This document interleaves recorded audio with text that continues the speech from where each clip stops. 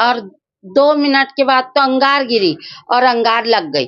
ऐसी थोड़ी लगे, लगते लगते तो जरा देर में पूरा खेल हो गए। आयल जमा होता है, वो आयल जमा करने की वजह से ऊपर से चिंगारी गिरी है और वो आग पकड़ी।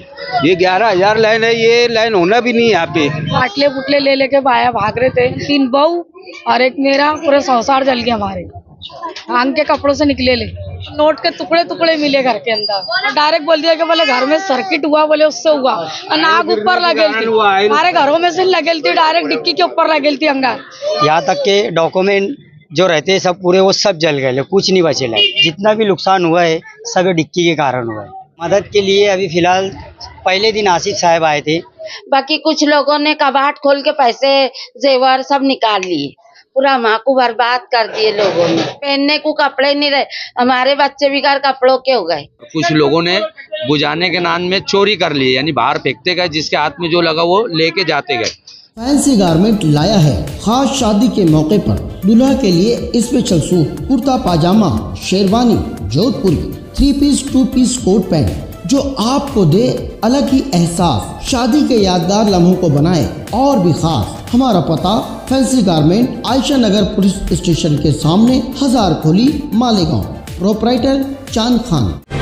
देखते रहिए the prime news Abdul Rahman के साथ। पिछले दिनों खुद्दार नगर सर्वे नंबर 54 गौसे आजम चौक डीपी नंबर 23 से निकली चिंगारी ने एक भयानक आग का रूप इख्तियार कर लिया, जिसकी वजह से 6 परिवार आज सड़क पर आ चुके हैं। चश्मदीदों के मुताबिक दोपहर 2:30 बजे के आसपास इलाके की पावर आने के बाद अचानक डीपी से चिंगारी की बाढ़ सी निकली और डीपी के ठीक नीचे आबाद झोपड़े की टीन पर गिरी, जिस पर पहले से ही बिजली ट्रांसफार्मर से निकलने वाला बिजली का तेल अच्छी खासी मिकदार में मौजूद था, जिसने आग को फैलने में भरपूर मदद दी। सबसे पहले आग ऊपरी हिस्से में लगना शुरू हुई, जो पल भर में एक मकान से दूसरे मकान तक फैलती चली गई। कुछ ही देर में आग के शोले आसमान से बातें करने लगे। कूलर, अलमारी, कबाड़, बेड, फ्रिज, कपड़े, बिस्तर, गरज के आग के रास्ते में जो आया खाक हो गया। बफरी हुई आग जैसे कोई इंतकाम लेने पर आमादा थी। यके बाद दिगरे 6 परिवार अपने आशियाने को बेबसी से जलता देख रहे थे। आग ने उन्हें सिर्फ इतनी मोहलत दी थी कि वो खुद की जान बचा पाते। इलाके के नौजवानों ने जान को जोखिम में डालकर आग को बुझाने की भरपूर कोशिश की। आसपास के घरों में जितना पानी बर्तनों में मौजूद था आग पर डाल दिया गया, मगर आग फिर भी नहीं बुझ पाई। फायर ब्रिगेड अमला पहुंचने में थोड़ी सी ताखीर हुई, जिसकी वजह तंग रास्ते और गलत लोकेशन बताई जा रही है। इस बीच हमदर्दी और मददगार के रूप में बेजमीर लुटेरे भी देखे गए, जिनको घरों को बचाने में कम और घरों में मौजूद नकदी या ज़ेवरात पर हाथ साफ करने में ज्यादा दिलचस्पी नजर आई। चोरी करते हुए नकदी, ज़ेवरात और गैस सिलेंडर लेकर चलते बने। बस्ती से तकरीबन 5 सिलेंडर लापता हैं, जो अब तक नहीं लौटाए गए हैं। जलते हुए घरों के मलबे व राख के ढेर में ईद पर खरीदी गई किसी बच्ची के मेकअप का सामान, नन्ही मुन्नी कलाई में पहनाई जाने वाली चूड़ियां, किसी मासूम बच्चे का झूला, किसी मासूम बच्चे की साइकिल, स्कूल की किताबें, ब्याजे, नए पुराने कपड़े, हर खुशी, हर ख्वाब, हर अरमान राख के ढेर में तब्दील हो चुके थे। जिस वक्त आग ने सब कुछ जलाकर खाक कर दिया था, ऐसे में कुरान करीम का एक नुस्खा लोगों के हाथों में देखा गया जो महफूज था। ये किसी मौजज़े से कम नहीं था।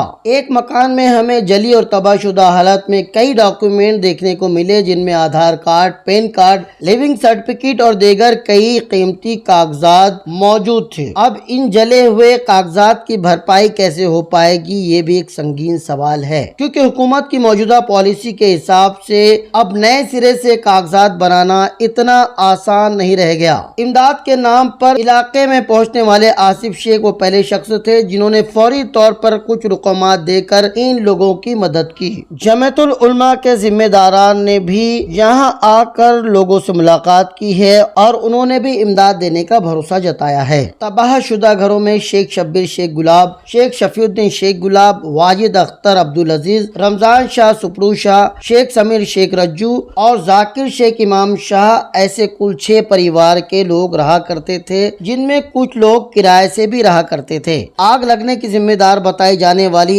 MPSL पावर कंपनी ने सफाई से अपना दामन झटक लिया है और किसी भी तरीके की जिम्मेदारी लेने से इनकार कर दिया है। तंग गलियों की छतों से गुजरती 11,000 वाट की हैवी पावर केबल और खंभों में बेतरतीब झूलते पुराने वायर, जिसके बोझ से झुकते हुए बिजली के खंभे एक नई तबाही को दावत देते नजर आ रहे हैं। आइए सुनते हैं हालात के मारे इन तबाहाल लोगों के दिलों का हाल। द प्राइम न्यूज की खास रिपोर्ट।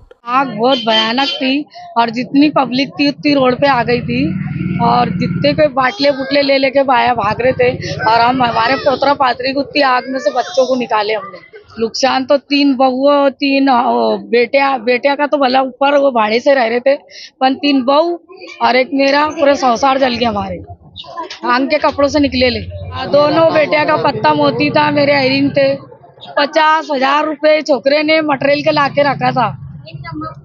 वो मट्टी काम करता तो उन्हें 50,000 रुपए रखा था और मैंने 10,000 अपनी बहू की जचकी के वास्ते रखी थी। तो नोट के टुकड़े टुकड़े मिले घर के अंदर। तो अब हमारे घर में तो छोटे छोटे नादान पसारा है, हमने कहा जाना, जो आ रहा वो देख देख के चले जा रहा। कोई मदद अभी तक यहाँ पर आ रहे और देख के जा रहे लोग। शेख आसिफ आए थे, उन्होंने मदद करके गए। शेख आसिफ ने भाड़े करी को भी दिए और हमको भी 10,000 दिए। इनके अलावा कोई मिलने आया तो मिलने वालों ने आपको जैसे कुछ जमीयतुल उलमा के लोग आए होंगे? हाँ, उम्मीद जगाई आगे। हाँ, उम्मीद उन्होंने जगाई, कुछ बोला, वादा किया आगे कुछ? हाँ, बोले उन्होंने आने का, देखते गए वो आने का वादा करे और अभी जला भी तो बोल रहे कि हम नहीं भरपाई देंगे। हाँ, और डायरेक्ट बोल दिया कि बोले घर में सर्किट हुआ, बोले उससे हुआ। आग ऊपर लगी थी, आयल गिरने के कारण आग जमा होता ऊपर लगी थी, ऊपर डायरेक्ट ऊपर लगी हुई थी अंगार। हमारे घरों में से लगेल थी, डायरेक्ट डिक्की के ऊपर लगेल थी अंगार।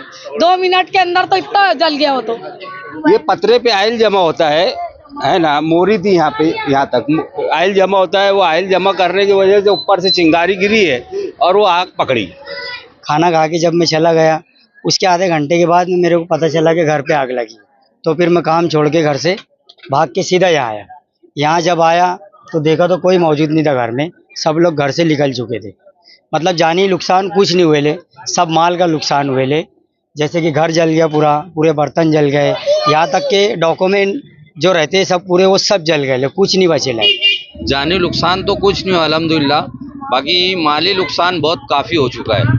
जैसे बोलने का मकसद, पूरा घर जल गया ऊपर का, दोनों भाड़े करी थे, दोनों के पूरा जल के पूरा राख हो गया। और उसके बाद में जैसे नीचे जो था पूरा गोडाउन था, गोडाउन के अंदर जो दुकान का था सामान उमान पूरा सिलक, वो पूरा जल के राख हो गया। कुछ बचा है और कुछ लोगों ने बुझाने के नाम में चोरी कर ली, यानी बाहर फेंकते गए, जिसके हाथ में जो लगा वो लेके जाते गए। और फिर अल्हम्दुलिल्लाह यानी कुछ लोगों ने बहुत यानी हेल्प की, मदद की, पानी मार बुझा, जितने है तो वही लोगों ने करे। बाकी जितना बुझना था बुझ गया पानी से। और काफ़ी टाइम और काफ़ी लेट यानी गाड़ी आई, फिर गाड़ी वालों को भी यानी टाइम लगा उसका प्रेशर बनाने को, ये वो, फिर उन्होंने बना के प्रेशर बुझाना चालू किए तो अंगार यानी काबू में आई।